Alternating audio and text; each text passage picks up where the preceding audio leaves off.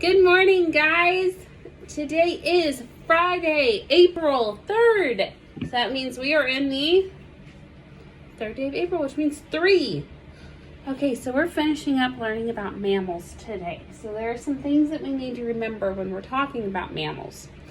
1, what are the 5 things it takes to be a mammal? So let's talk about those again. All right, what's the first one? You have to have hair or fur. So that's why we have hair. We have hair on our arms and on our heads. We also have to have what? You have to breathe air. You have to have lungs to breathe air. You have to take care of the babies, and you have to make sure that they have milk. So all the mommies make milk for their babies. 4, they have to have a vertebrae, which is that backbone, remember? The one that runs this way? They have to have a vertebrae. And then the last thing that they have to have is they have to be warm-blooded. So we have to remember the 5 things it takes to be a mammal.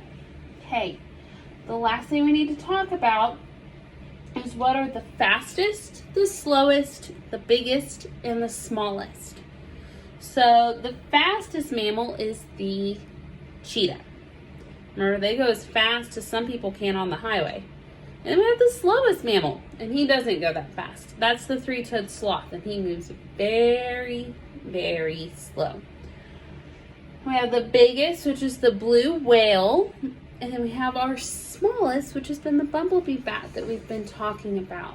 So I want you to remember those as we go forward, because I think we might see one of those again next week. So I want to ask y'all a silly question because it's Friday. And we always get to ask silly questions on Friday. And I'm sure you've heard the rhyme, how much wood would a woodchuck chuck if a woodchuck could chuck wood? And I want you to let me know, how much wood would he chuck if he could chuck wood? So let me know what y'all think. All right, bye guys. I hope you have a fantastic weekend, and I can't wait to talk to you next week. Bye.